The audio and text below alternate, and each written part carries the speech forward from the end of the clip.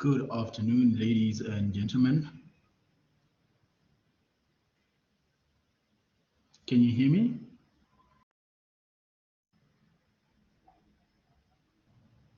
So, okay, good, because there's something weird happening with my mouse icon. So basically, today's class, I don't really have anything ready to show you guys. As far as you know, this is an intensive revision class, but everything we've covered already is available in the recordings from the classes to the tutorials. So this class basically serves the purpose of filling in those gaps. So if there's anything within the lectures that you went through or the tutorials that you went through that you don't fully understand, please let me know so I can put it on a list. I do have a empty list, if I'm not mistaken. Yeah, empty list of just putting in stuff that we need to go through today. Just let me know what you want to go through. Okay, I've got a few things already. So we've got functions, we've got 2D arrays. 2D arrays, we can't necessarily go too deep into 2D arrays because we haven't actually done 2D arrays as yet. We are only going to start doing 2D arrays in more detail next semester. So 2D arrays can't be discussed here. We basically need to discuss things that we've already done. So dynamic, I've got, actually, let me remove 2D arrays to dynamic arrays. I saw a 3 tuple. The issue with the 3 tuple, ladies and gentlemen, is it's not necessarily a data type. And that's where most students get it wrong.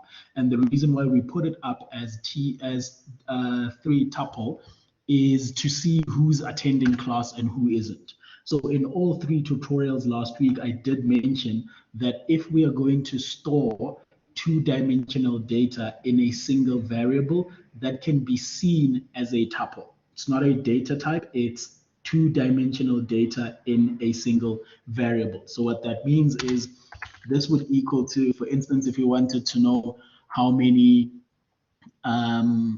the example we used in the tutorial, if you wanted to know how many people vaccinated for which vaccine on what day, we would have day 1, vaccine 1, and the value that's going to be stored in day 1, vaccine 1 would be how many people vaccinated in day 1, vaccine 1. The thing that makes it a 3 tuple is the fact that in that one variable, we are storing information that has to do with day 1. We're storing information that has to do with vaccine 1, and we're storing the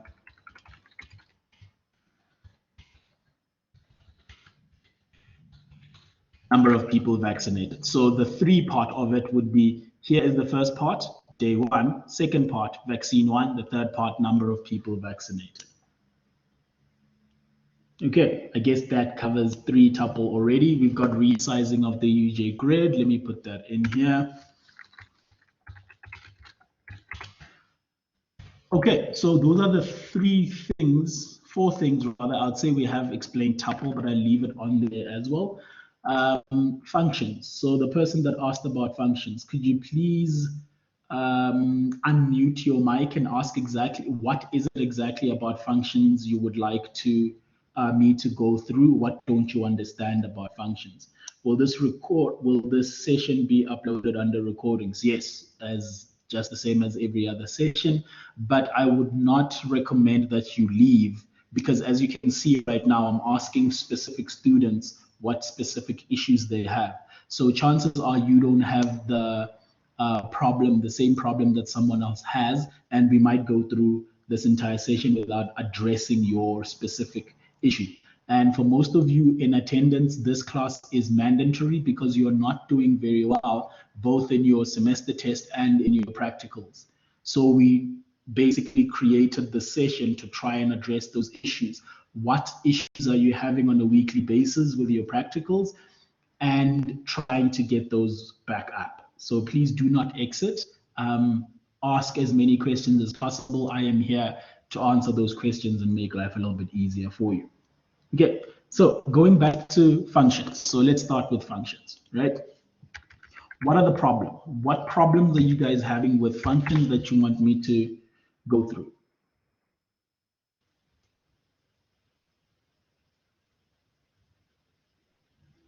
Okay, I'm not getting any responses. Dynamic arrays, what do you guys want me to talk about under dynamic arrays then?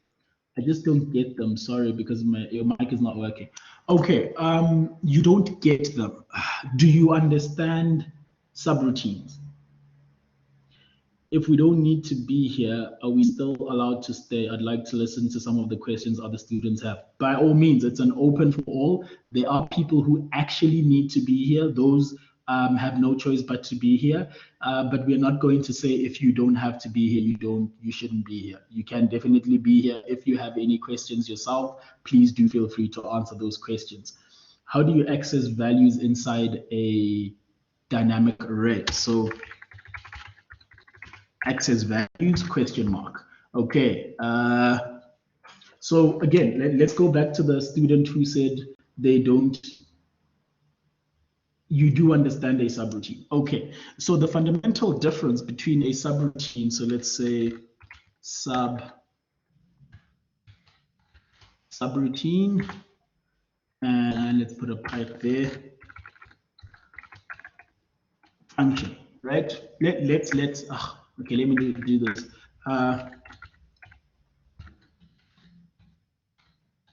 Similarities between the two are simply similarities between the two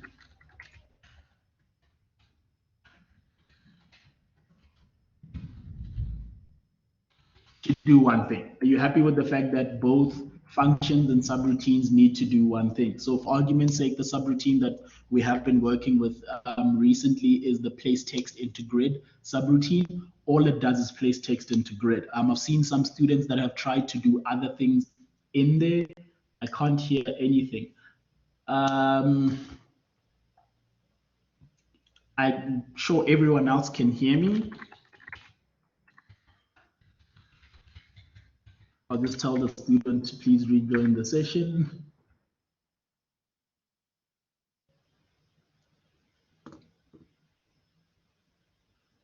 Okay, can other people hear me? Because there's a few people who say they can't hear me. I just want to make sure if it's me or them. Okay, you can hear me. Good. Please just advise those students who say they can't hear me to rejoin the session so that they'll be on the same page.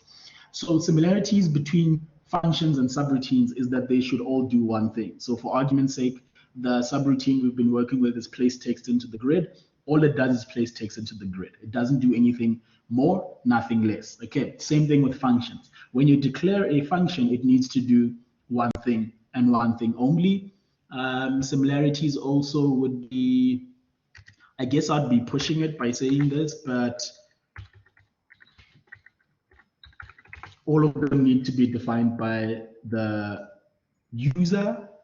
All of them need to be defined by the user. Let's look at some differences. So if you're looking at the differences, we would say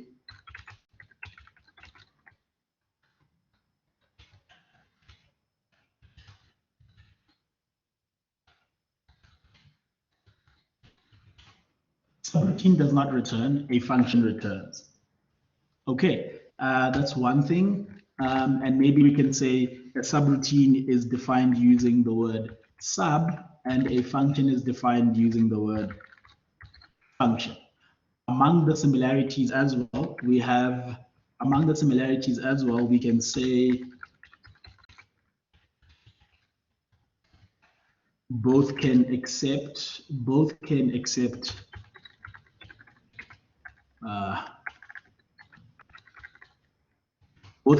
parameters. Okay, can anyone else think of any other similarities or differences between functions and subroutines?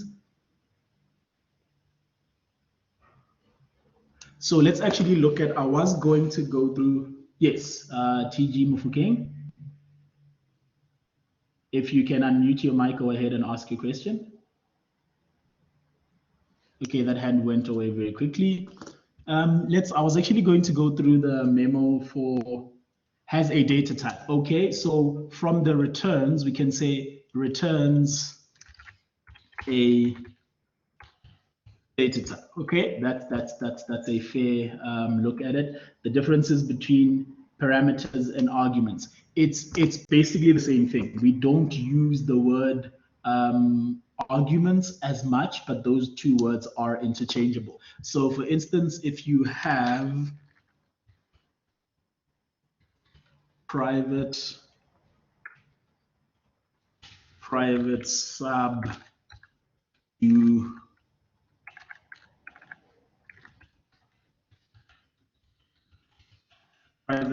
do something by val x as integer and n sub, this x can be seen as a argument or a parameter. Those two words are interchangeable. There is no difference between an argument and a parameter. I think we just tend to use the word parameter more than argument, but yes, you pass a parameter, you pass an argument. It's literally the same thing. Can you also please explain the difference between by val and by ref? Okay, we can do that since we're here. So this is a private sub do something. So in here, we will have do something, right? Whatever code it is that's going to be done in there will be done in there. Nothing else will happen. TG Mufukeng, your hand is up again. Go ahead and ask your question.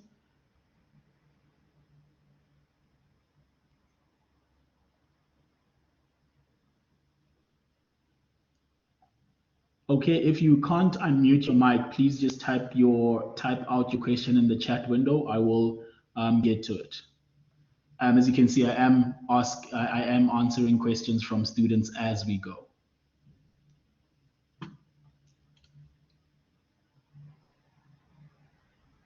Okay, not a problem. So we do have a private sub do something by val. Notepad++, let me see if I can do this. Just change the language to, no, that's the wrong language. Change the language to Visual Basic so it kind of sees it. See that now private sub, you can kind of see the reserved words, so to speak. I don't know if everyone can see this because the comments are a different color. Can you guys see that? The do something part. I can see it fine. I just don't know if you guys can see it. Okay, cool. So here is a subroutine. Here is a function. So we have private function add something, right? Add something. We've got by val x as integer, for argument's sake, by val y as integer, and then because it is a function, we need to tell it what it's going to return as integer, and then we have end function. So in here we are going to add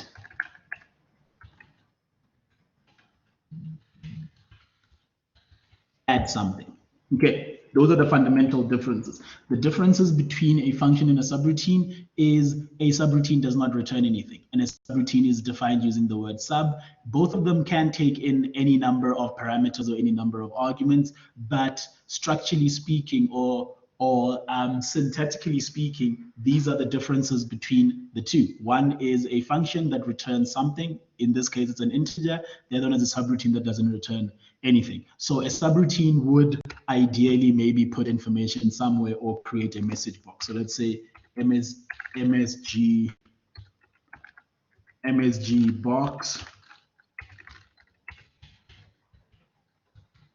This is a subroutine. So I'm not expecting to get this is a subroutine. This is not going to be brought back. It is going to be done, and that's going to be the end of it, right? You don't need to have the subroutine come back and tell you it's done its job. It's something that's going to be evident.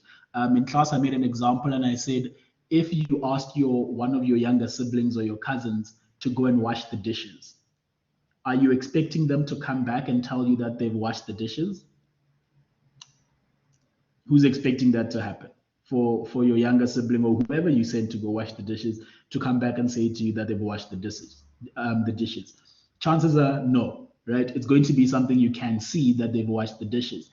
But if you send them to go buy something, do you expect them to come back and bring that thing back and give it to you or not? Yeah, right? Yes. So if you give them money and you say, go buy me a bottle of Coke or whatever, you're expecting them to come back and say, here's your Coke and here's your change if need be, right? That's pretty much the difference between a function and a subroutine. Whenever both of them, oh, another similarity besides that, another similarity is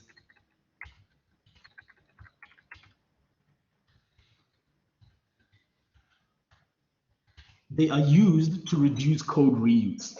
So instead of writing the same pieces of code over and over again, you can actually call the function once every single time you want to do that you want to do that calculation. You don't have to calculate it again, you just call the function. So both of them work with reduction of code reuse, and a subroutine does not return anything. It does what it needs to do and leaves it at that. But a function will do what you asked it to do and it will bring something back. So for argument's sake, inside the function, I could go return x plus y, right? So this integer over here is going to be given the value of x plus y. Or if it's not x plus y, I could basically just say add something is equal to x plus y. And in that case, it will still return x plus y. When I'm calling them, when I call the function, I'll basically just say do something, call the function, subroutine call. Subroutine call would just be do something, and then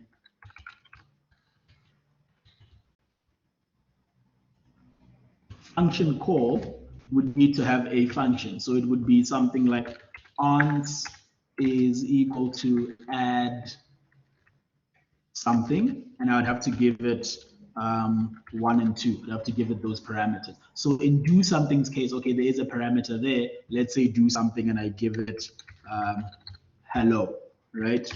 And we can, in the message box, we can say we want to pass x. Don't do that. We want to pass x, and so in this case, we'd have to convert to, no, it is already a string, so we don't have to convert it. Let me change it from an integer to a string. And then therefore, when we call do something here, what's going to be the message that's outputted? Let's create some space there. So when I run line 17, what do you think is going to happen? Anyone, especially those people that have issues with functions and subroutines. When I run line 17, what is going to be shown in the, yes, so you're going to have hello, this is a subroutine. And if I changed hello and I put something else, it will just do what it needs to do, right? That is what a subroutine does. In a function, if I'm calling it like this, dynamic array is the next topic. If I'm calling it like this, what's going to be the value of answer?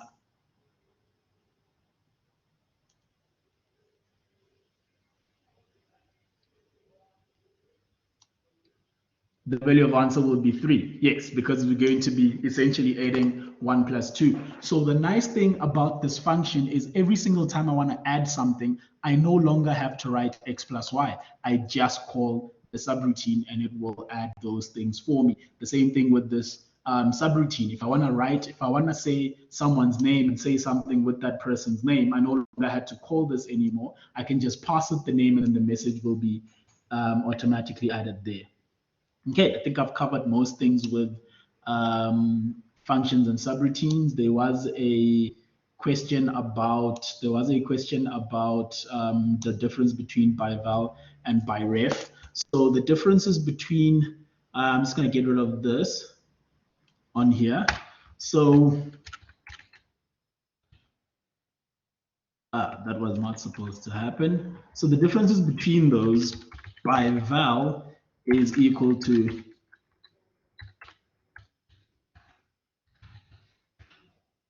no, sorry. By ref is send original. By val is equal to send copy. Okay, so if you are passing a parameter or an argument by value, as we've been passing them on here by value, by value, by value. Essentially what happens is when you pass it by value, x gets the value of 1, as we can see, and y gets the value of 2. But we are not sending those originals, we're not sending those original values into that subroutine. We create a copy. So for argument's sake, in the subroutine, if I had to do something like this, if I had to do y divided by 2, for instance, right? Y divided by 2, and I call my answer, and then from there, I'm saying y divided by 2. What is going to be the value of y at the end? Okay, let's do this. I have got num1 equal to 10, and num2 is equal to 20, right? And then instead of 1 and 2, I'll pass num1 and num2. So we do agree that after running add something, answers value, I'm going to make it as a answers value, oh man, answers value should be equal to 30, right? Cool. If I then say MSG box num2, if I run line 20, if I run line 23, what is going to be the value of num2? Sorry, I just didn't read a few of them. For that function, is it all right if we stated that, if we started by saying, okay, let me just scroll up quickly. For function, is it all right if we started by saying x plus y and then adding then something? No, actually, that's a great question. Okay, what does the term return mean to you? And Mashi, what does the term return mean to you?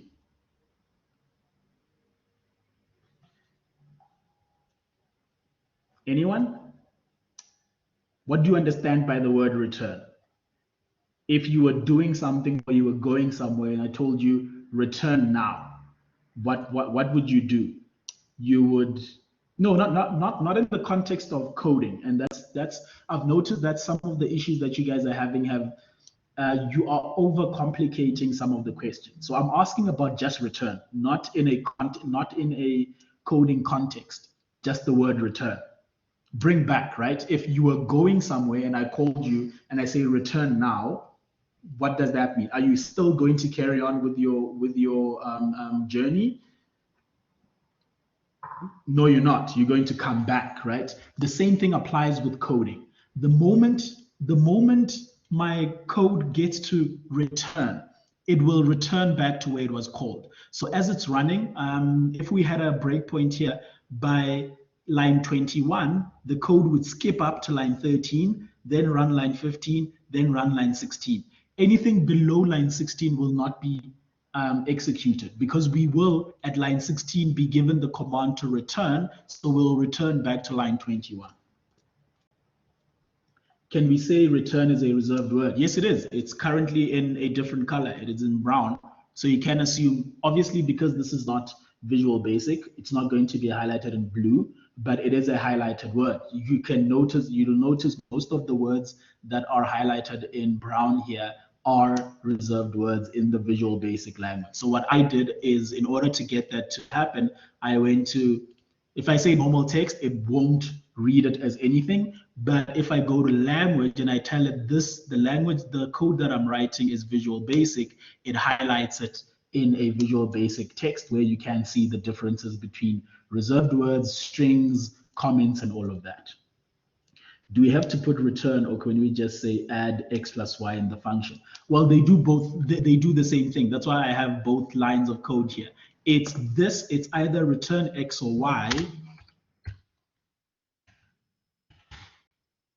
or add something is equal to x plus y. So all of this information is in the notes for functions and subroutines. So you can use either or. You can interchange the both of them. The only difference between them is if you say add something equals to x plus y, you can still have code underneath it, and that code will execute.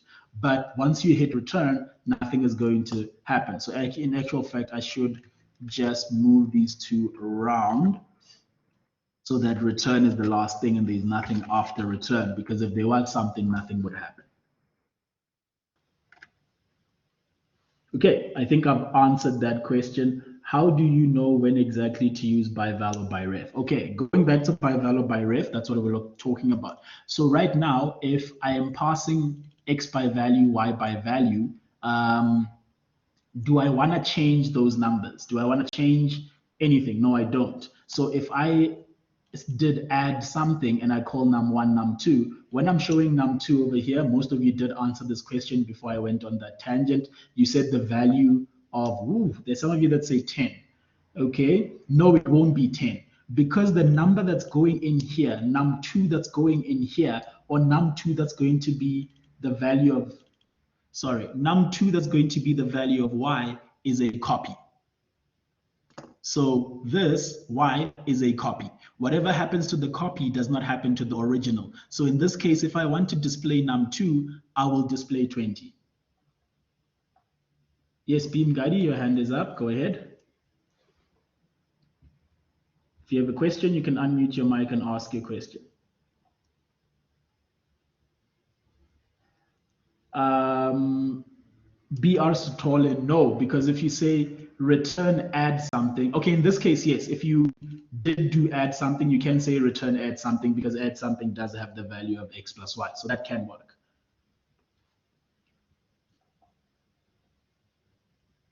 Beam Gadi, your hand is still up. I'm going to lower it if you're not going to ask a question. Okay, so going back to by val by ref, then the value of num2 here will still be 20. Are we all on the same page? Do we understand why num2 is still 20? Why did you put y divided by 2? For just showing you the differences between by val and by ref. So yes, the value of answer is not going to be 30 anymore, because y will be divided by 2. So the value of answer may be 20. That's besides the point. The point that I'm trying to get to is, will the value in num2 change? If I'm passing it by value, no, it won't. And why won't it change? Because I am sending a copy and not the original. And the moment I get to line 19, that copy will cease to exist. So there won't be that copy anymore. When I finish with the function, the copy disappears, the original remains the same, which is why num2 will still remain 20. So if we wanted it to be 10, we could have said by ref y as integer. Correct. So if we are saying by ref, we are passing the original. So whatever happens to it inside the function will also happen to it outside the function. So in class, I made an example and I said, how many of you in attendance now actually have watched the horror movie Nightmare on Elm Street?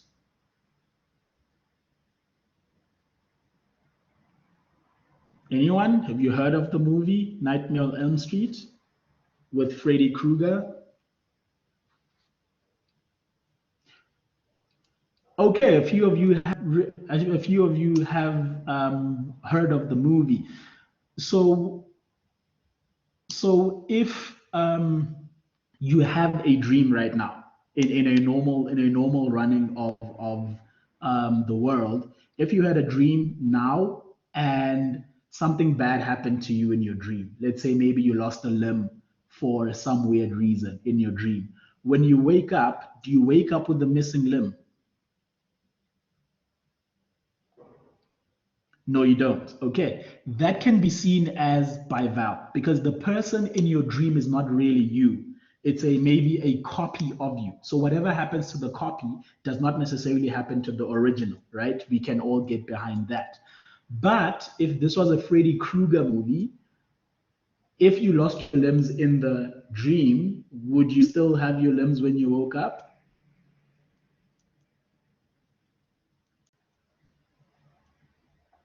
Yes, no, maybe. For those of you that say you do, you have watched the horror movie. Typically, what happens to his victims in the dream happens to them in real life because it's not a dream. It is real life. It's not a copy. It's the original. Okay, so that's the biggest difference between by ref and by val. And there was a question to say, why would you wanna add something by val if you want to change it outside the subroutine? You add it by val. Typically, we always send arrays to functions and subroutines by reference because it's not worth making a copy of an array. We don't know how big the array is, so making a copy might take up too much space. So we typically always send a array by reference. But if you don't have if it's a single variable and you don't have any reason to change the original value, just send a copy. It's easier to send a copy. And for argument's sake, if you just said X as integer, you didn't put by val, by default, Visual Studios is going to send it by value, but you're going to lose marks for not having that by value there. It will still work, but it won't be correct. Okay, I think we spent quite some time on functions and subroutines. Are there any questions related to functions and subroutines before I do move to dynamic arrays?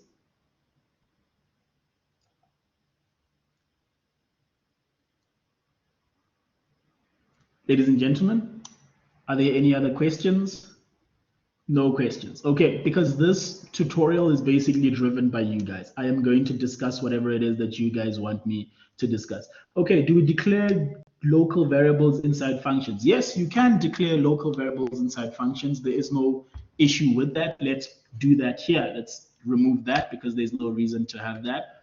I can simply say dim fonts as integer, and instead of do something there, I can say ons is equal to x plus y, and then instead of that or, return ons. And there we go. So I've created a local variable there. I've used the local variable to store the sum of the calculation, use that local variable to return. Are we allowed to use dim now? Yes, because you are working with local variables, you can use dim as long as you do understand. I think we will go through it in more detail in next block. But the difference between private answer as integer and dim answer as integer have a difference between are the difference between a global and a local variable. We have discussed global and local variables in the past. I think it was in your test as well.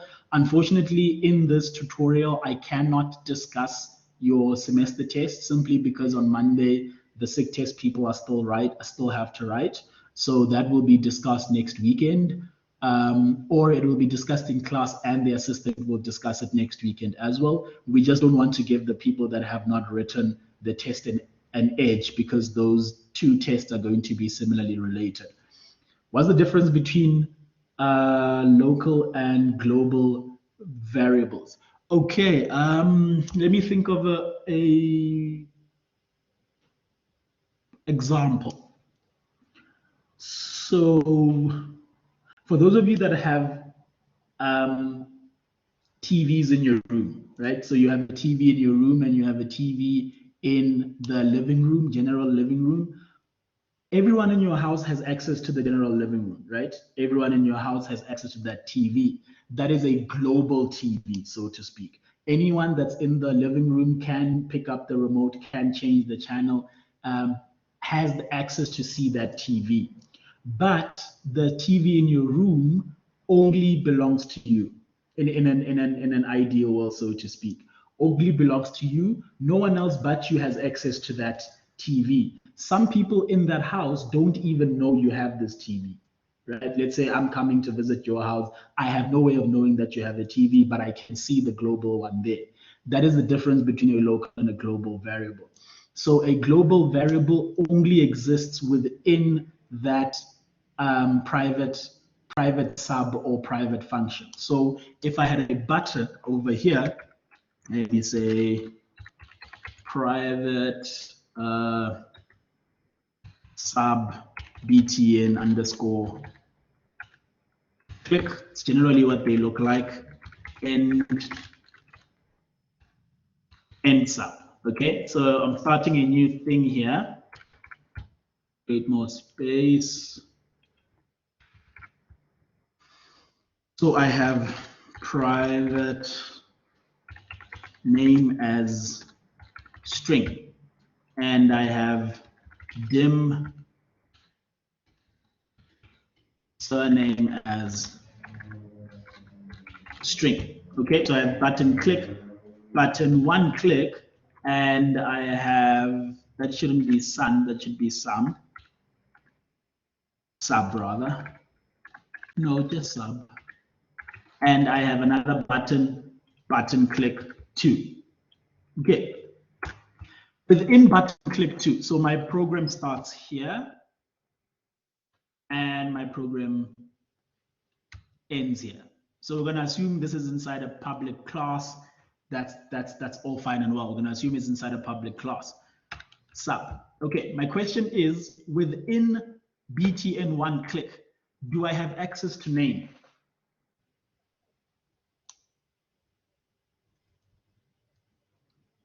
Yes, okay, I do have access to name. So in this case, I can say name is equal to cint for argument's sake. No, it is a name is equal to input box. What is your name? Question mark, right? And that code should run. Do I have access to name inside btn2 click?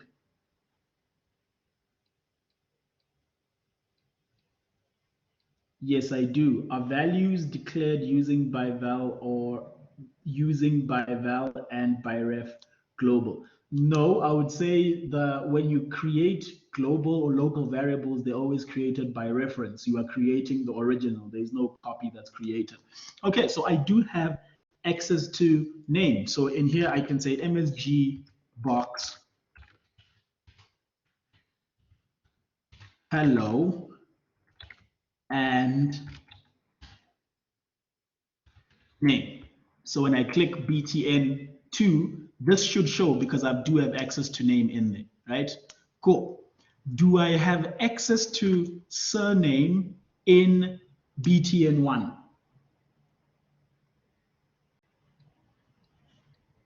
Okay, someone who said no. LC Phillips, why did you say no?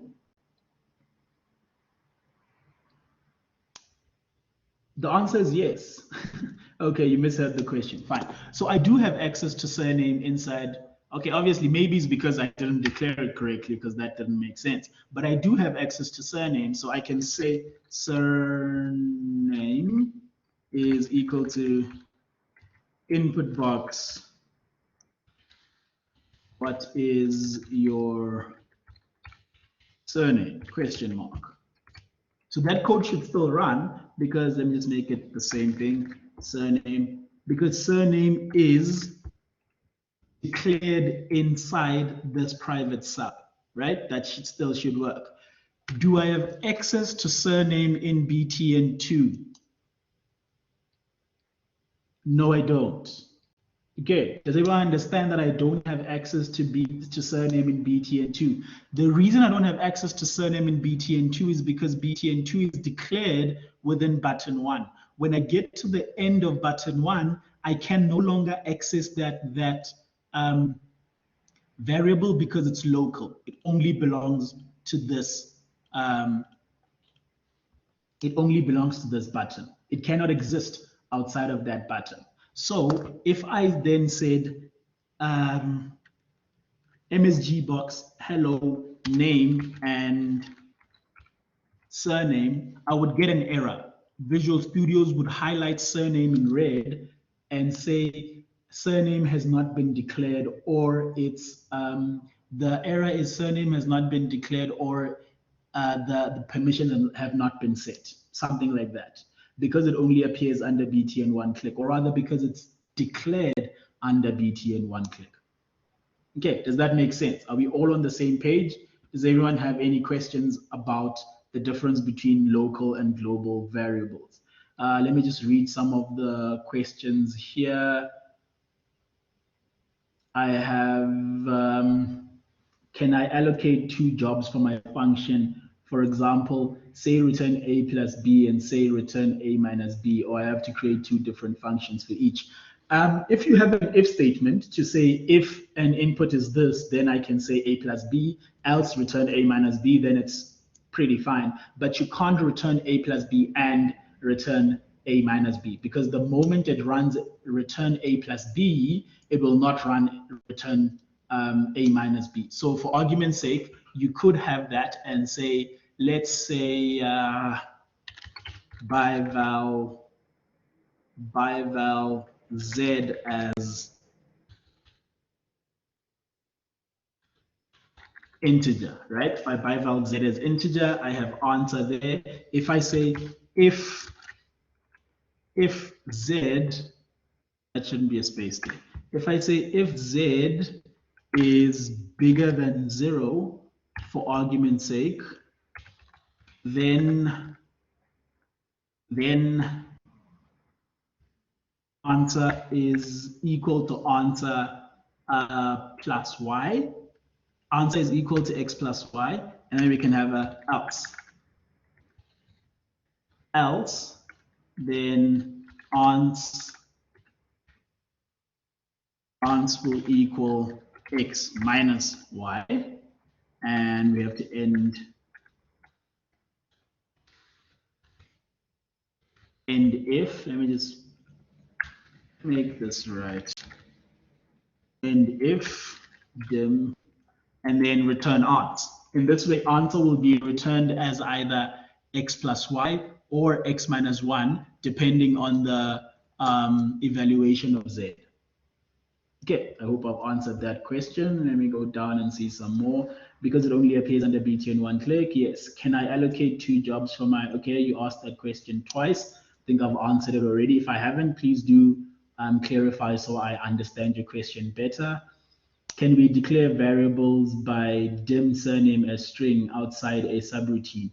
Would it work in any button? Yeah, it would work in a button. As you can see over here, this is a button. So 31 and 32 is a button. I do have dim surname as string in a button. So it's not necessarily local variables are not only for functions and subroutines, they can be in buttons as well. As long as you understand that if you create it in a button, it only exists for that button. If you create it in a subroutine, it only exists for that subroutine. Okay. I think I've answered that question as well. But again, if you need more clarity, please do let me know. If I use private under the button, I would access it. I would access it in the whole code, or only it wouldn't work. So the moment you do something like this, if you do private ID number, for instance, as integer, Visual Studios will give you an error. It will highlight this private to say you cannot have a private within a private. So when you are declaring local, when you're declaring global variables, they need to be outside of a button or a function or a subroutine, just like I did over here.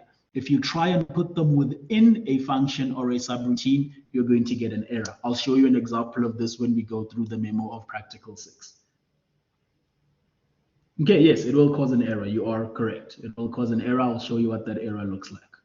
So as you can see, ladies and gentlemen, we are spending quite some time on functions and subroutines. I am not complaining.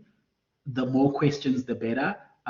If it's helping you understand and grasp these concepts a little bit better, I am more than willing to go through all of these concepts for as long as there are questions. Are there any other questions? I think, yeah, here's where the tutorial starts, kind of. We spoke about biref, bival. We looked at the difference between functions and subroutines. We looked at how it's different when you call them as well. We've looked at the difference between global and local variables. And yeah, call is still over here.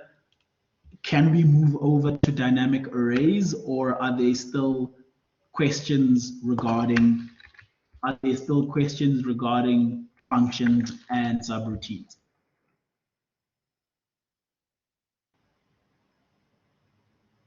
Okay, it seems like we've answered all of those questions. If you still do have a question afterwards, please do ask. I can go back and address that question if I can. And for now, let's look at dynamic arrays.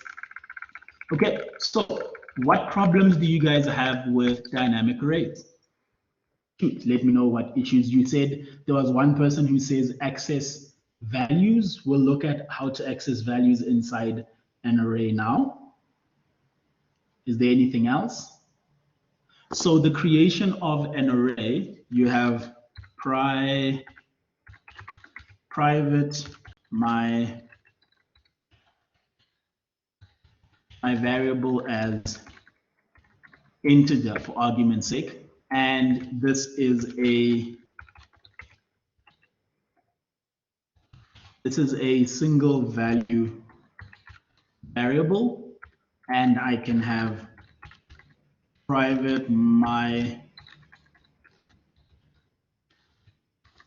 fixed size array, let me say of size 10 as double. Really does not matter. I'm just trying to diversify the amount of things we have, and this would be a fixed size array. And when it comes to declaring a dynamic array, we have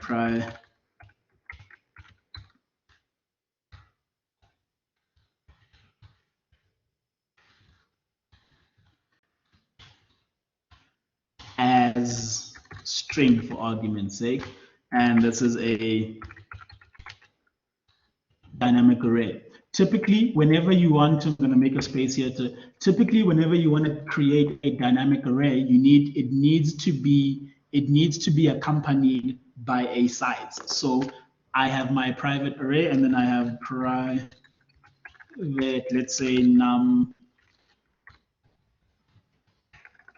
students. Let's say maybe I wanted to store students' names. So instead of my dynamic array, let's give it a array. Let's give it a student names. So student number of students as integer. Those two go hand in hand. So number of students, usually single variables, we do understand single variables. We've done a lot of work with single variables. Fixed size arrays is when you know beforehand how big of an array you're going to need. So in this case, I know that I'm going to need an array of size 10, which is why I created an array of size 10. But with my example here in line 52, I don't know how many students names I need to capture. So I'm going to create a dynamic array without knowing how big it's going to be. Accompanying that dynamic array is a resize value. So my resize value is going to be number of students. There's a question, how do we display a certain array under a button for it to work? Display, I'm not sure what you mean by how do you display. So you need to elaborate more. How do you make use of a fixed size array under a sub or a button? You make use of it the same way you make use of a dynamic array. So over here, let's say we have private sub btn input underscore click, right? And with all of those other things in it. This is my button for clicking, and I mean, this is my input button. in sub. This is nothing new, we've done this already. And then in here, I am going to say num students is equal to convert to integer because it is an integer. Convert to integer in input box. How many students do you have? Question mark, right? The moment I get the value of num students, do I know how many students I have? So the moment line 57 runs, do I know how many students I have? Yes. Well, JW Satola still says no. What do you mean no? So if I'm running this and the input box pops up and asks the user how many students do you have, and they give me a number, do we know what that number is? He probably misheard too. Okay. Do we know what that number is? Yes, we do know what that number is. What are we going to do with that number? We need to resize the number of students. We need to resize the student names array to the number of students. Now we know how many students we have. Now we can resize the array. So I am going to redim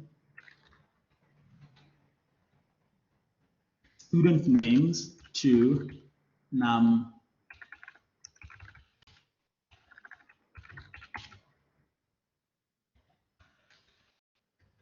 students. So first thing we did in this button is get number of students.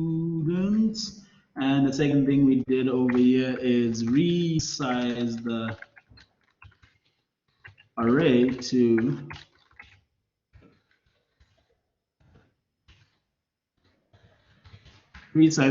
the number of students. Am I wrong if I do this? Well, I don't know what you're saying if you did, because I can't see, and I'll wait for the rest of the text to come through. So what do we call this array? So that is a two-dimensional array. So private my2d array, the first dimension, private my2d array as integer, or rather, let's start with a fixed 2D array. Private my fixed 2D array. If I have two dimensions, let's say the first dimension is 10, the second dimension is 5, as double for argument's sake. So this would be a fixed size 2D array, and this would be a dynamic 2D array. Okay, so the moment you give your dynamic array a certain size or number for space, it changes to a static array. You can argue that, but no, not really. It resizes the array to that number. So redim just resizes it to that number, gives it enough space to accommodate that number. So for argument's sake, if num students were 5, it will resize the array to size 5. If we had 2 students, it will resize the array to size 2. It doesn't really matter what the number is, but it will resize it to that number. So one of the questions was resizing the array. That's how you resize the array. Are there any questions with resizing the array?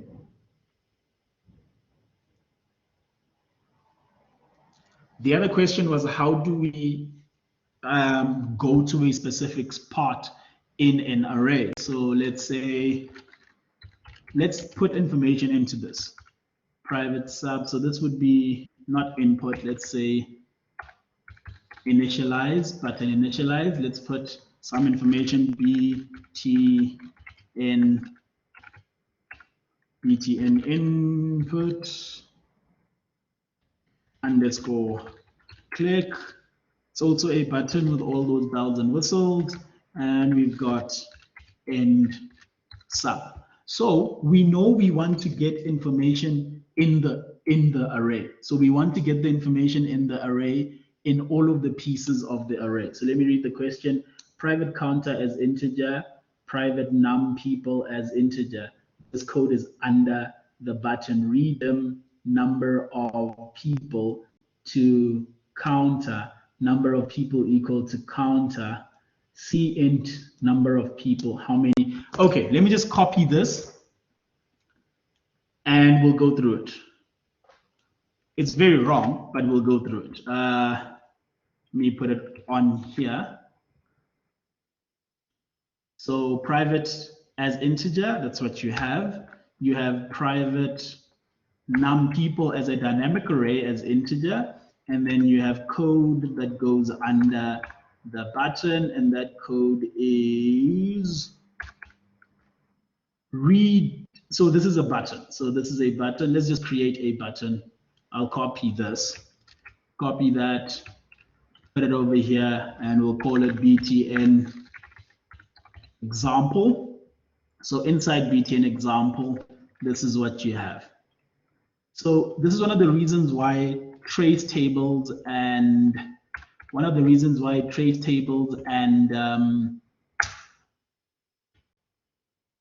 am I trying to say? One of the reasons trace tables and the second word oh, breakpoints help you. Okay, so let's go through this. Let's go through this quickly. We've got counter. Counter has no value, right? We've got number of people as an array. If you redim number of people to counter, what is going to be the number? What is the value of counter here? In line number 30, in line number 73, what's the value of counter?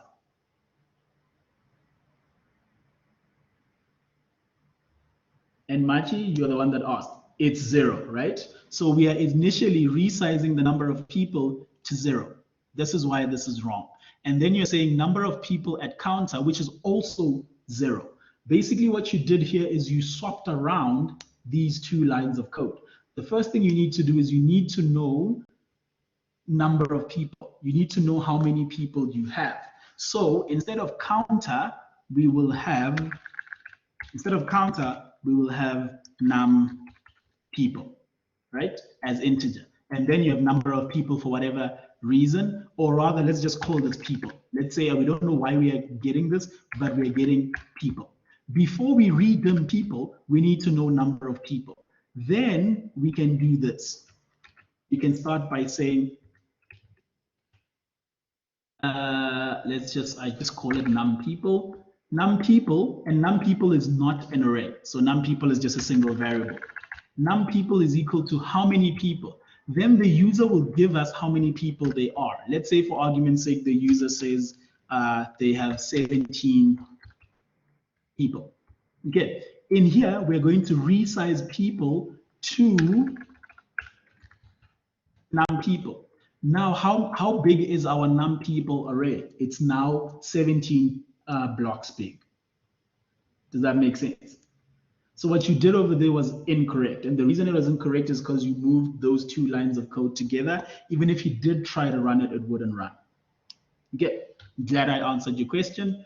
Let's carry on with everyone else's question. I've got one over here that says, so let's say we use the fixed size array. The inputs allowed are 10 since the fixed size is 10.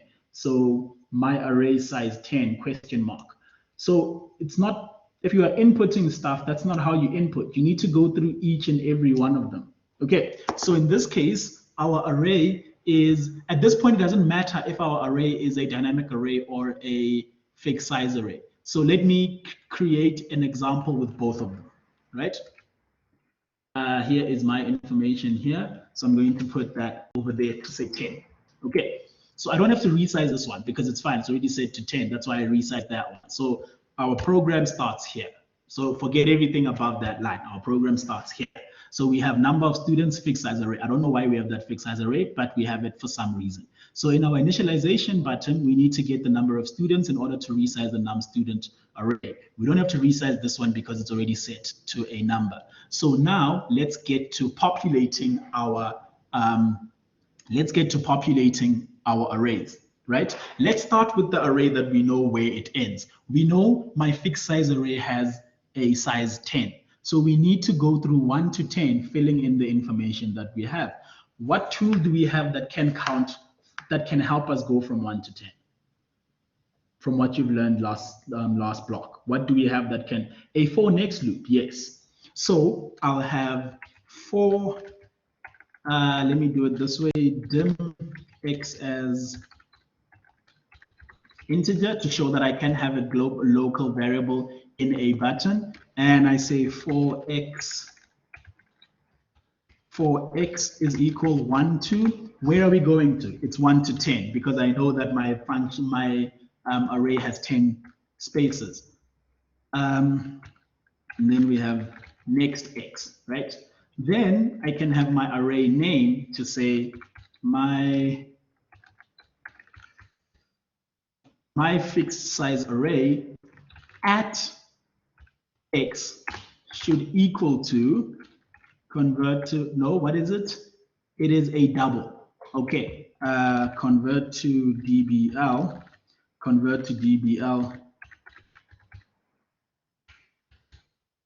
input box,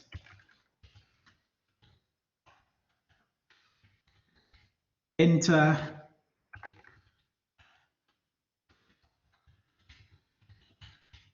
double value, and convert to string x. Simply put, just like that. So x is going to go from 1. So I'm going to have my fixed size array at 1 is equal to enter double value 1. So whatever value I give it will be stored in array block 1. When I come back, x is 2, array block 2, array block 3, array block 4, array block 5, array block 6, all the way till array block 10. Okay, this is for a fixed size array. So let's look at our dynamic array, which we do have. We still need to do this a number of times. Do we know how many times we want to loop? So with the fixed one, we knew we had to loop 10 times. With the dynamic one, do we know how many times we need to loop? No, we don't. But do we have a variable that stores how many times we need to loop? Yes, we do. So it's going to be the same principle. I'll have a for loop. For x is equal 1 to num students. Okay.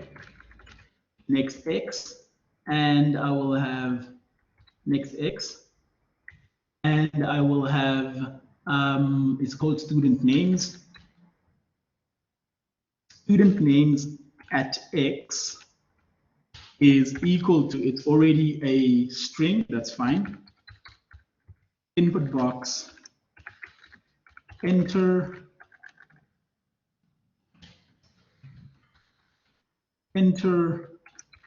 name of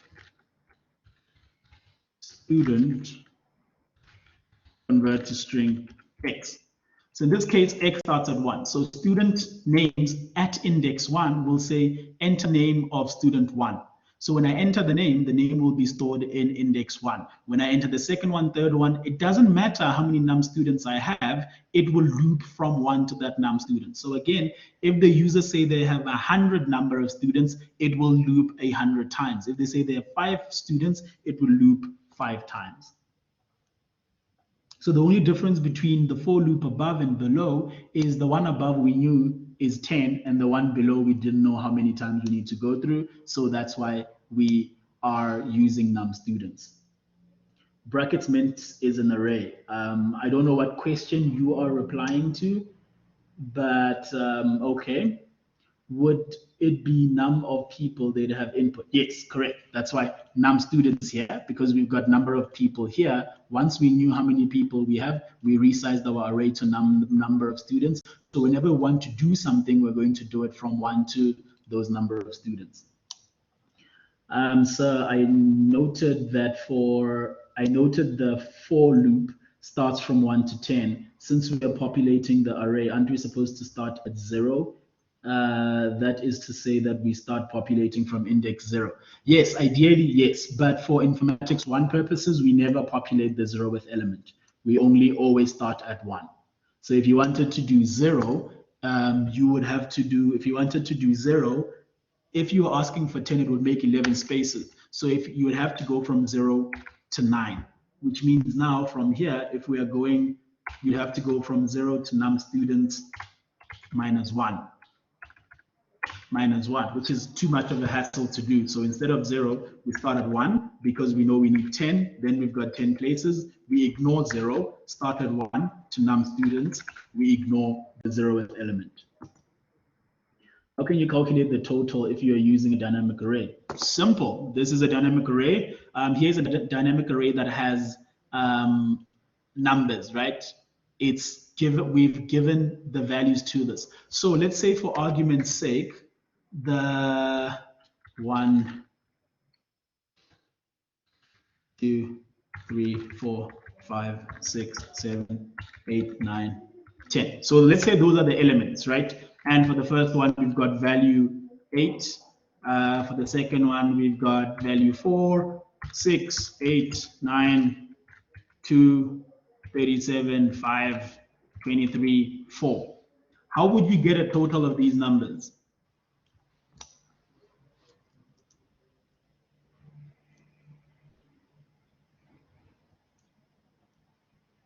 Anyone? They're all in the array. We've added them in line 67. How would you get to them? How would you add those up? How would you get a total for those?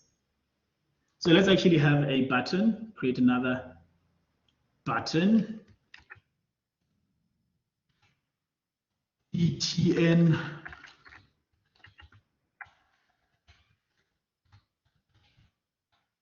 total underscore click. Over here, we've got end sub. How would you, sum is equal to sum array plus counter. Okay, initialize sum to 0. Not really. What are we doing here? So let me just, so that would be as simple as saying dim, let me do it the other way, for x as integer equal 1 to 10, because I'm still using the fixed size one. Next x, try and capitalize those. Next x, dim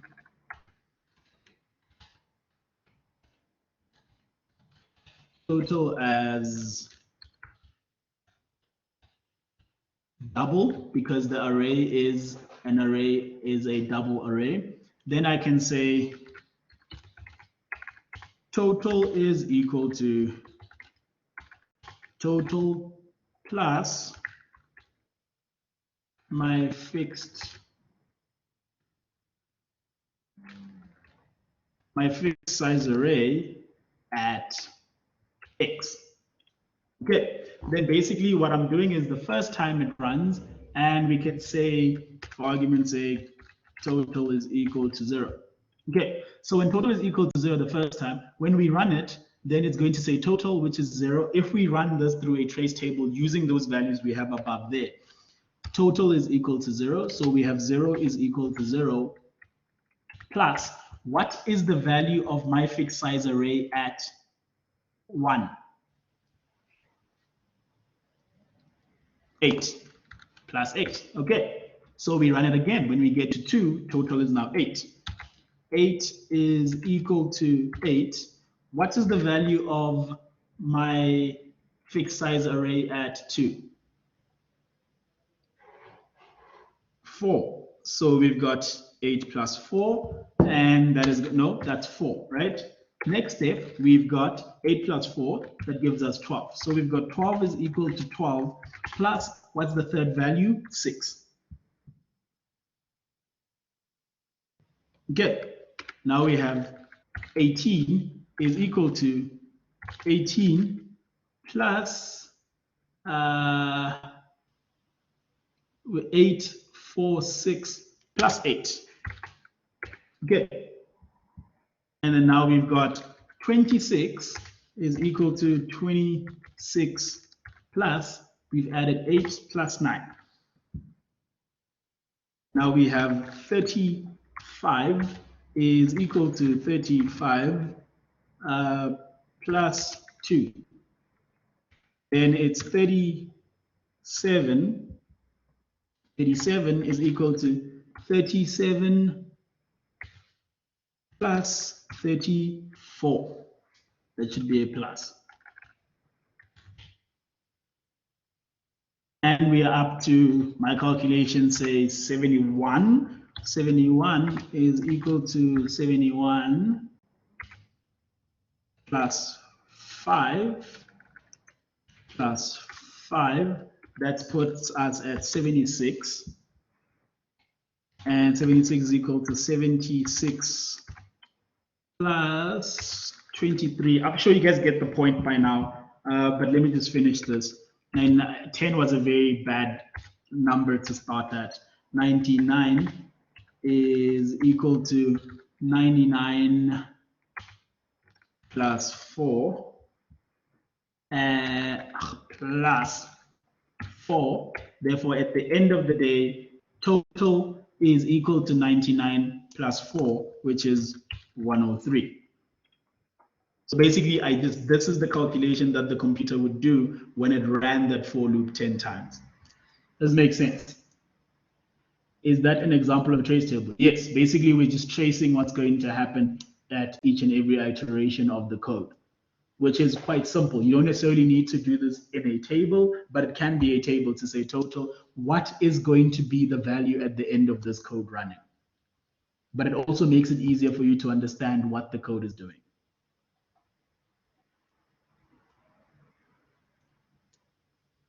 Does that make sense? Okay, let me just get the, so here's my array. These are indexes, these are values in there. So when we get to 10, that's when we add 4. So basically what we need to do for this would be step 1, step 2, third time it runs, fourth time it runs, fifth time it runs.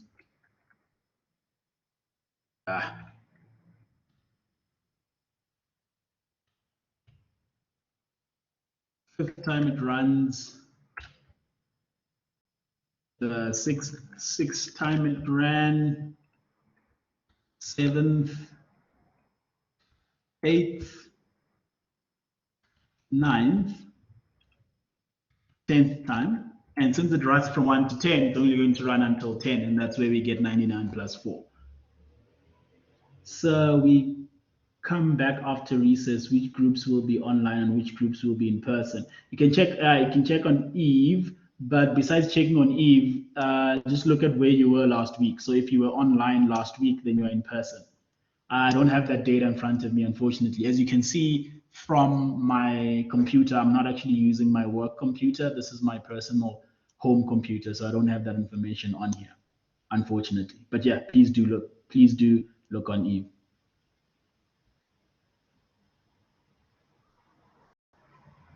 Step is a rule. Yes, step is a rule. But if you don't want to, step is telling the X when it gets to the next X. So in this case, it starts at 1.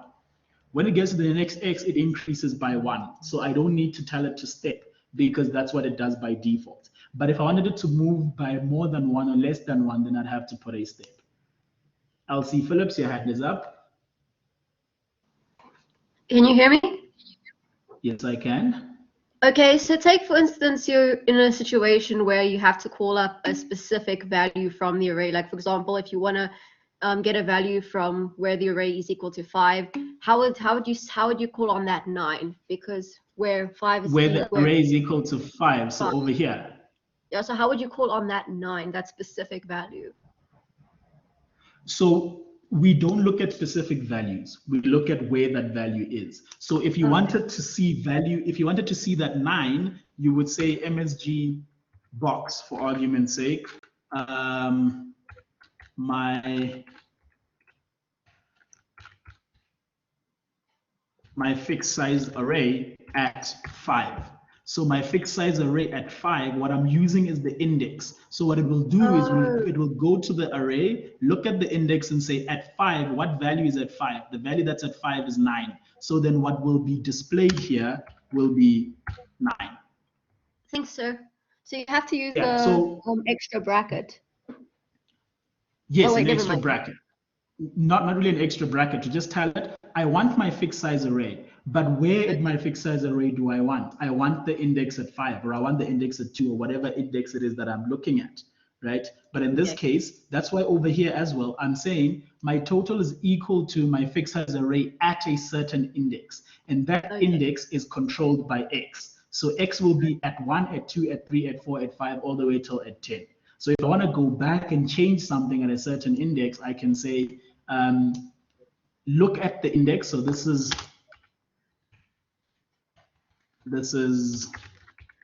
index, this is value.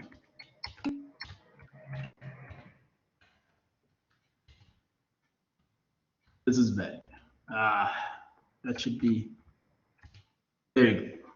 Okay, have I answered your question? Is there any other questions you want to ask? That's all. Thanks. Okay, so yeah, you always use the index, and then the index will tell you what the value is.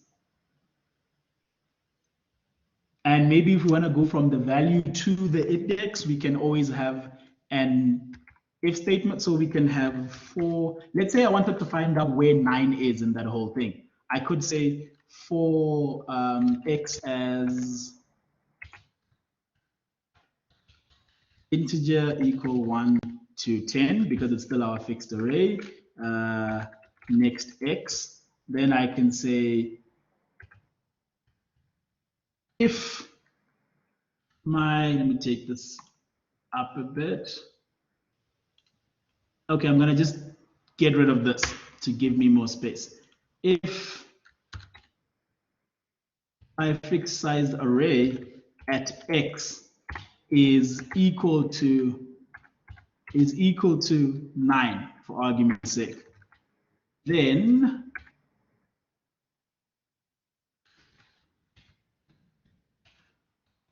then MSG box the value 9 is in index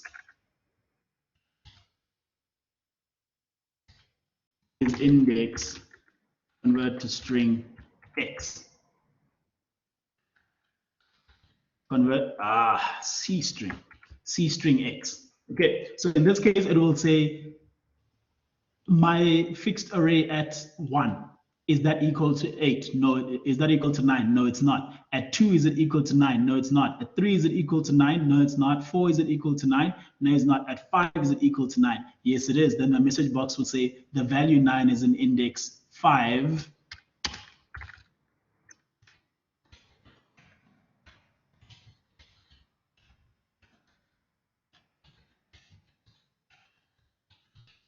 Of the array. Okay. Yes, but adding step. So you can't step by half numbers. So you can't step it by, can you tell a for loop to step by 0.5? No, you can't. You tell it to step by 1, unless if it is a double, but don't try not to do that. I'd say you can test it out. So most of the questions that you guys are asking, you can actually just go and see for yourself. If you have a for loop and you put in step 0.5, will that work or will it not work? I personally would not put a step 0.5. I would rather make my numbers larger and then work with that. I think it will work if we have X as a double, but that example won't work. Yes, in that example, if X is not a double, it's not going to work because integers don't loop by 0.5. Okay, ladies and gentlemen, are there any other questions about arrays? So I'm not going to get into 2D arrays because we haven't really done those in practice. We've only done them in theory. We will do them in practice next block when we come back after recess. So that will be discussed in next week's Saturday's class. And for those of you that are here are mandated to be here or are here because it's compulsory for you, those Saturday classes are also compulsory for you as well. Okay, we're not, at the end of the day, we're not doing this to punish you. We have noticed that you are struggling and we want to help you get better. And the only way you can do this is if you go through the work during the week and ask the assistant questions during the weekend. Sometimes I'm the one that runs those classes as well. So between the two of us, we are trying to get you up to speed with the rest of the students. And as you notice, I don't know if you've noticed, but there are a few students in here who are busy asking questions and answering questions who have no business being here, but they are here because they want to go that extra mile. L.O. Mutalela, your hand is up. Go ahead, ask your question.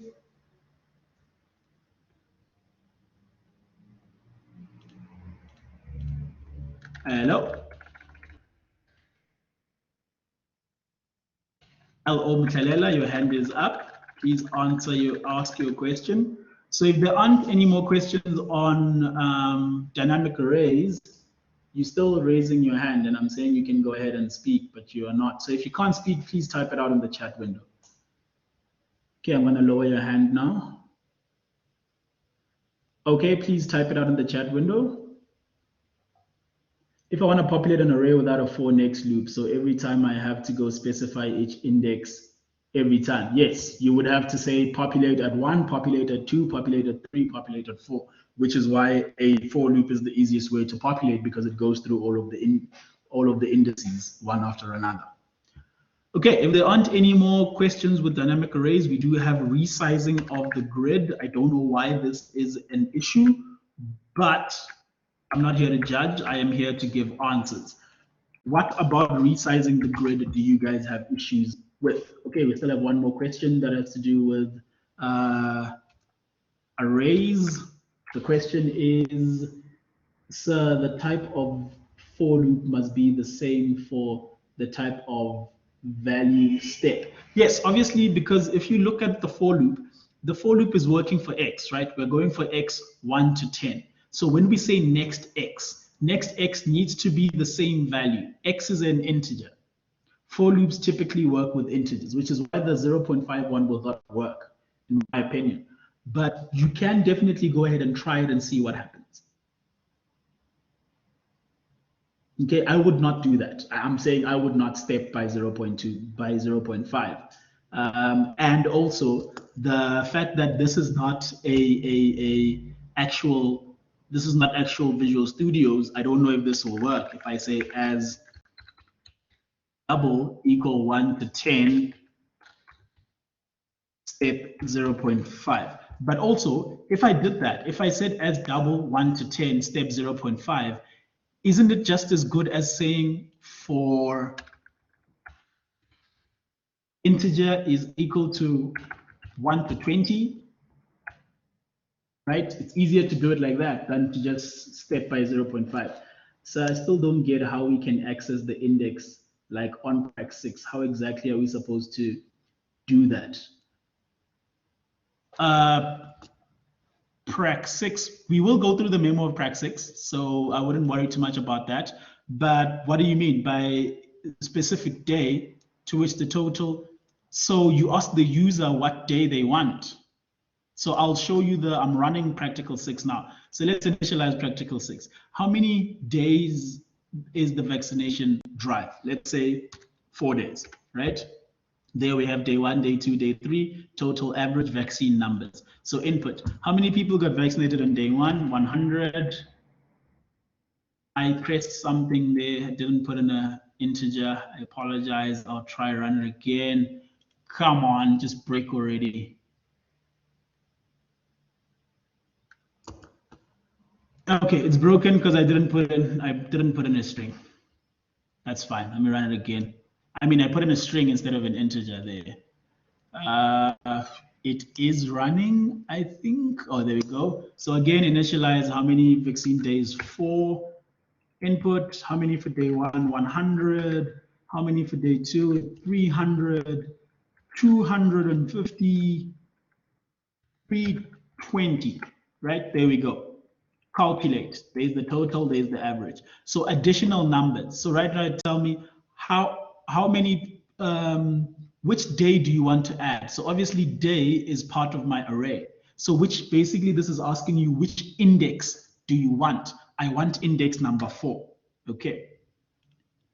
How many people do you want to add to index number 4? Right now I've got 970, let's add 30 to make it 8,000. 30 and 8,000. That's pretty much how you do it. So when I said 4, it said, it went to my array and said inside 4, add to the value that's already inside 4, add 30. Does that make sense?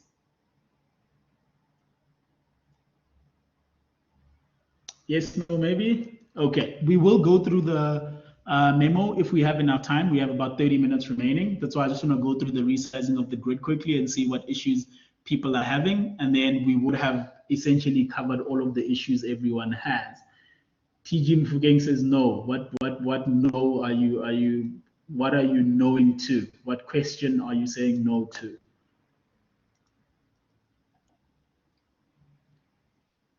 I struggled on adding people on Prac 6. Okay, we can look at that in a bit.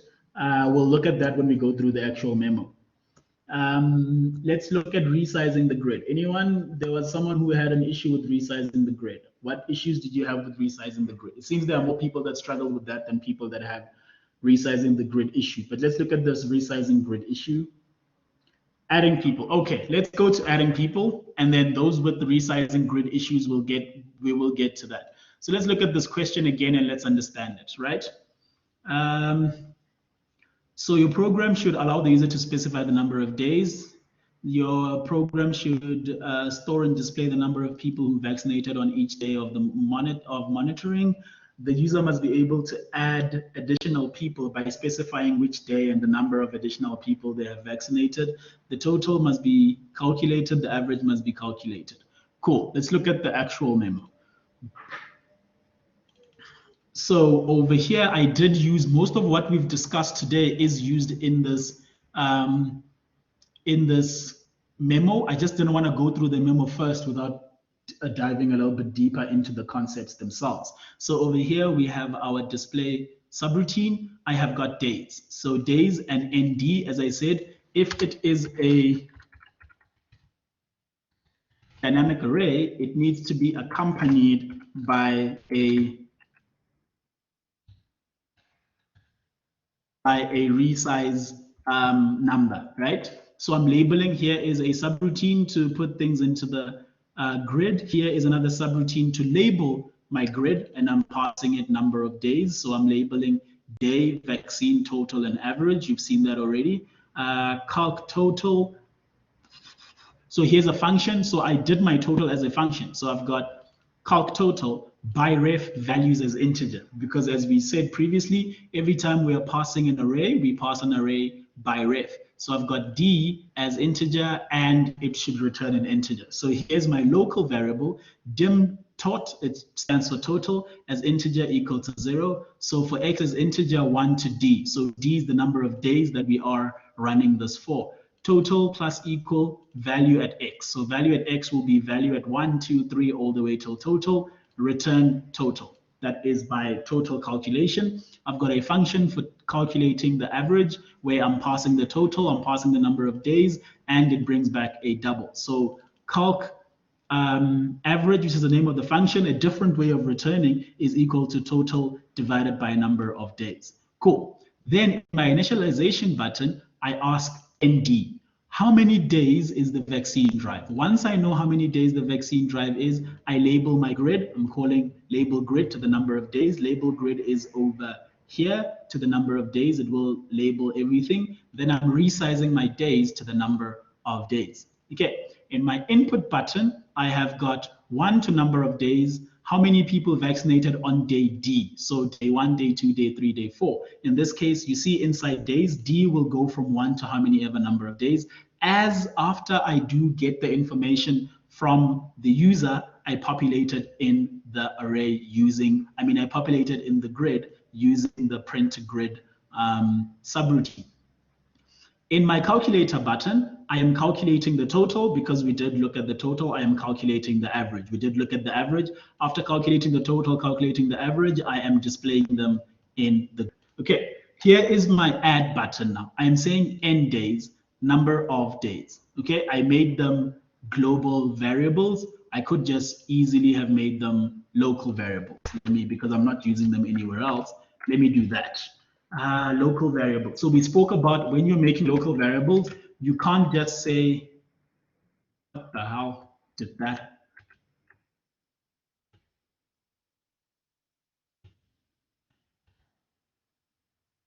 Okay, private days, private, that's what I want.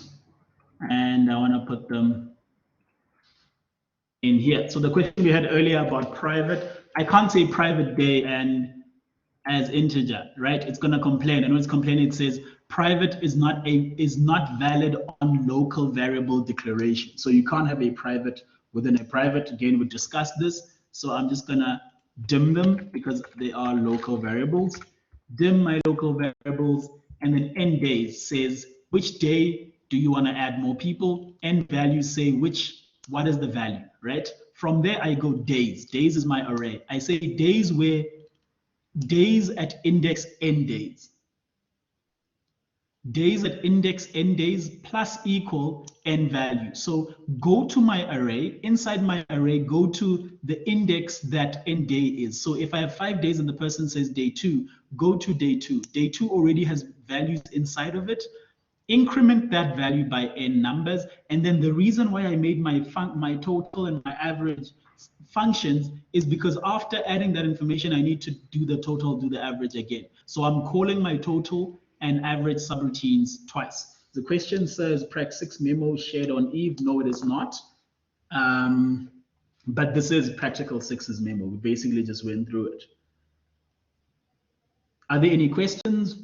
To show you that the adding part wasn't really that complicated. You say your array, give me the index, give me the value at a specific index. Once you get that value from that specific index, you can add to it, you can remove it, you can do whatever it is that you want to do. Questions? Those of you that struggled with adding people.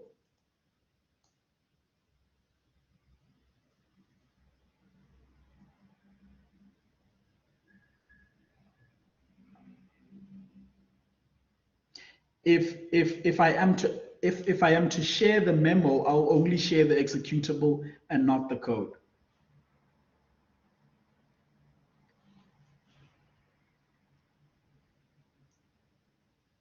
Okay, we've got one person who understands from the many people.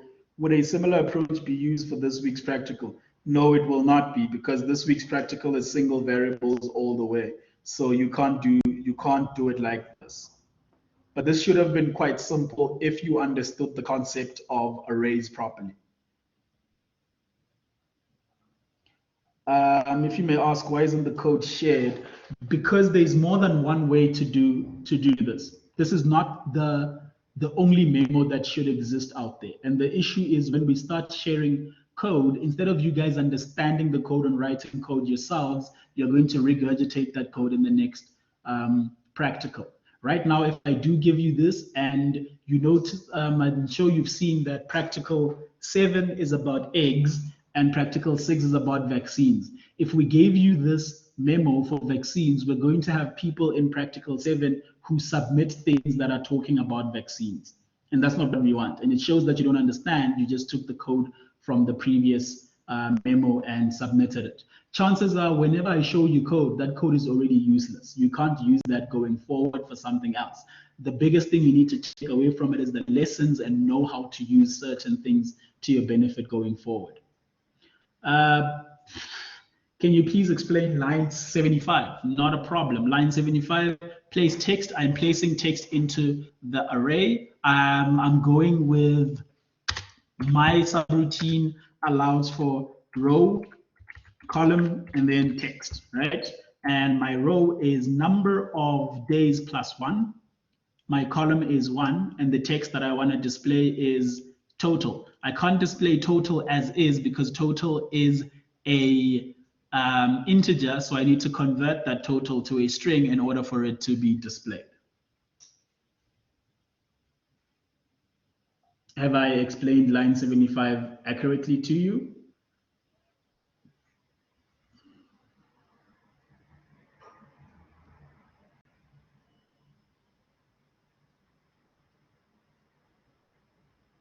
Okay.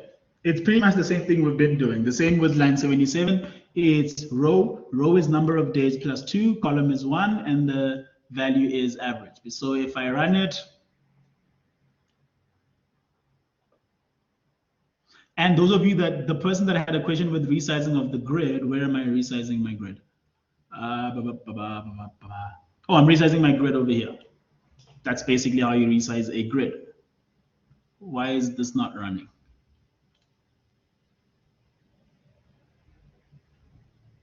Okay, it's taking forever for some reason.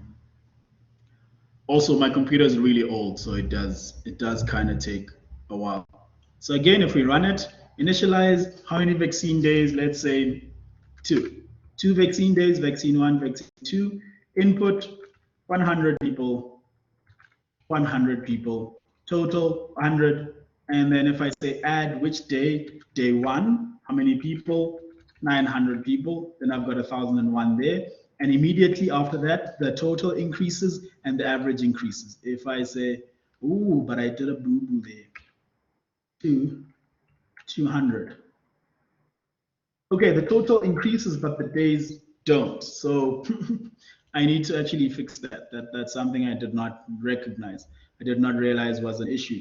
So it populates the days. I mean, it populates the total, it populates the average. It doesn't populate the actual day. So that's one thing. So place text. Which row do I want to go to? I want to go to end days. So end day.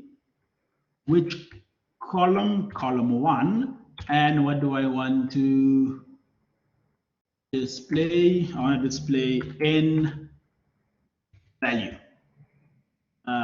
Convert that to a string. And let's see if that works.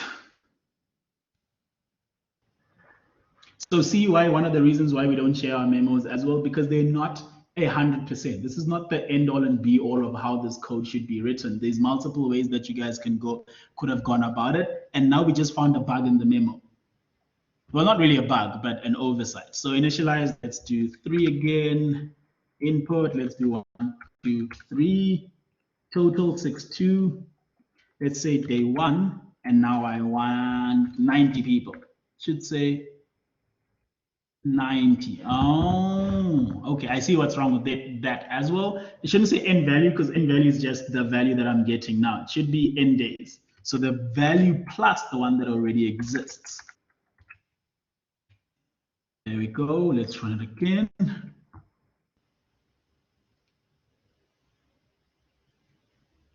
So I was overly concerned with total and average.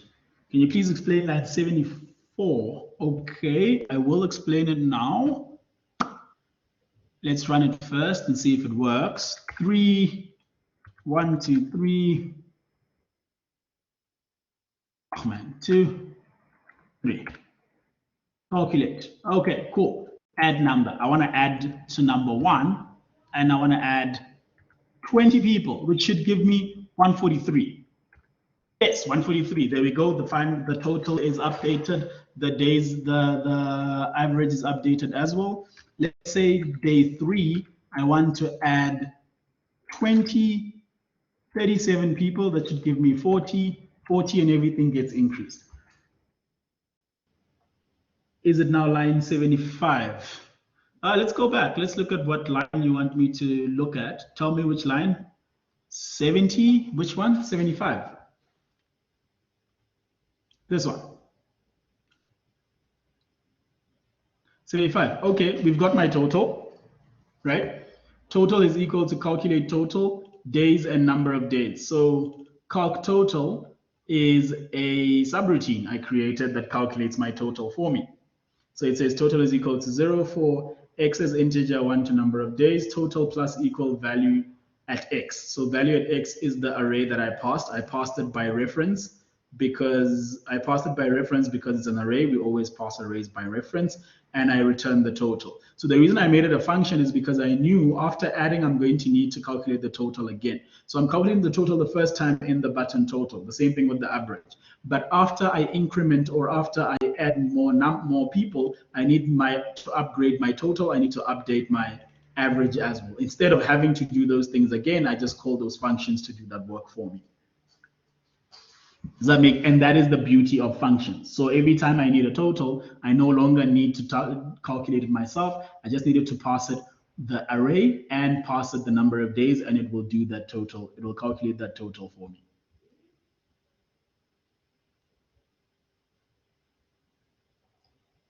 Does that make sense? And in line 74, I'm just displaying the new information I'm getting. So because I am overriding days and num days, I go to row days, column 1, and I display the new value that I now have.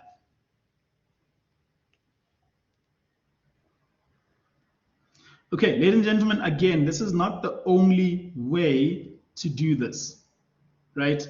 There are multiple ways to answer this question. Your interface does not need to look like this. There are multiple ways an interface could possibly look, right? But that's the issue. Even on practical 4, when I gave you just the executable of what I envisioned the program to be, at least 60% of students in practical 5 had a similar lookup layout to mine. And that's not what we want. We don't want you guys to copy our work. We want you guys to be independent enough in your thinking to think for yourself, to do your own things, and get marks for it instead of just copying what we do in the memos. I hope that makes sense. I'm going back to why isn't code shared, to just give more emphasis into this is the reason why we don't share code, because in most instances, students don't understand what they're doing, but it seems as if they're passing because they're just giving us the memo. And in the second semester test, it's not going to be the same as any other practical you've written. So it's going to need you to think, to apply yourself, and to answer the work by yourself. Okay, I think we've covered the addition now. I can close this as well. And resizing the grid, is there still an issue with resizing the grid? Someone did say in the beginning that they had an issue with resizing the grid.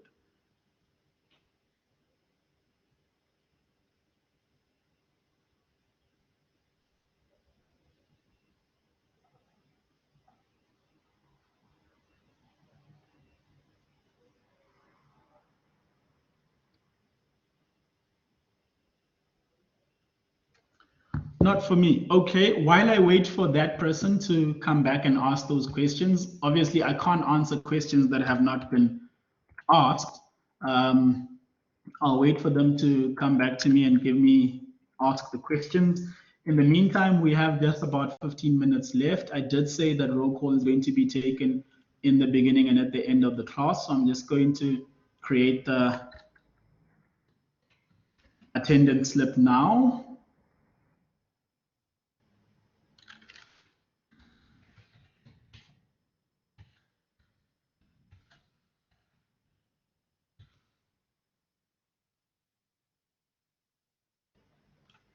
And you guys can go ahead and fill it in. If you have no more questions, you can. So what is the version of your Notepad? It's Notepad++.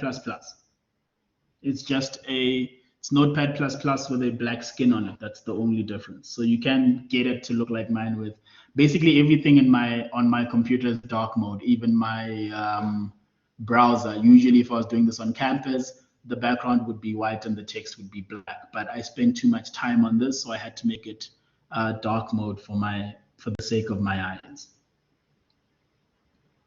What was the attendance code at first? I was logging in and trying to fix my audio. I don't know what it is, so you have to do the second one. As long as you do one of them, then I know you were either here in the beginning or at the end.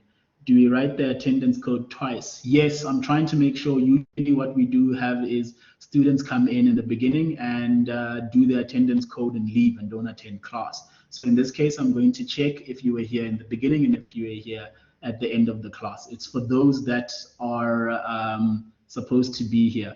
What is a 3-tuple? We discussed that in the beginning of the class. Please have a look at the video now that's going to be created. Obviously, I can't work on that now, but a 3-tuple is the same thing we did in the tutorials. So it's single variables that store 2-dimensional data. So if you want to store information that has to do with a certain day that has to do with a certain vaccine and how many people got vaccinated, you would create a variable called D1V1, which will have day one vaccination one and will store how many people got vaccinated then. That is a 3-tuple in Informatics 1A. It's not necessarily a data type per se, but it is a type of, it's a way of storing 2-dimensional data in a single variable. Okay, but as I said, we did discuss it well in a bit of length in the beginning of the video. It is on that notepad slide as well. As soon as the timer runs out here, I'll put it up and you can have a look.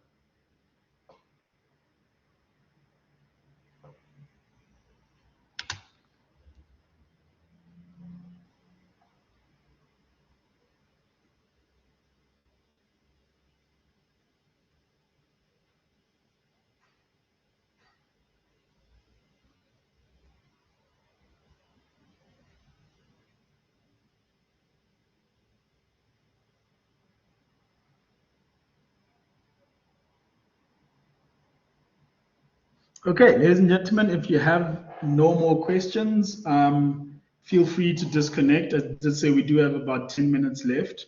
I will filter the rest of the questions in the 10 minutes. But yeah, I think that is the end of the tutorial. I will not stop the recording until we get to the end in case there are any pressing questions. But if your questions have been answered, please feel free to disconnect and enjoy the rest of your, well, what's left of your recess. Is it possible to be at risk but still haven't received an email about it? Not likely. I think the emails that we sent out were for poor performance for Informatics 1, but usually you would be at risk if you haven't done a majority of your practicals. So we do have students who have not done a single practical. Some only have done 2. So we are still sending out emails to find out from those people what is the issue. But also if you did horribly in semester test 1, then you are mathematically at risk as well.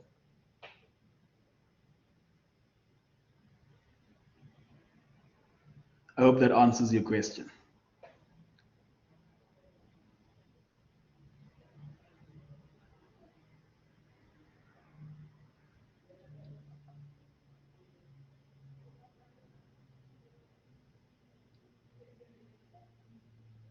Have a great day further as well. Okay, it seems the questions are dying down. So at the end of the 30 seconds, I will end the recording. I'll still be here for the remainder of the 7 or so minutes. In case there are any questions you don't want to be recorded, you can ask me those questions and we will see. On my side, it was deregistered, and by the time I came back, my precs were done. Okay, that's understandable. You can just reply on the email and tell us what situation you were in. We just want to have an idea of the issues that students are going through and to try and assist them instead of having them fail at the end of the semester. This is an initiative we're trying to assist students get back on track. Okay, the 5 minutes are done, so I will close this. Ladies and gentlemen, as once again, please do enjoy the rest of your recess. I'm going to stop the recording now.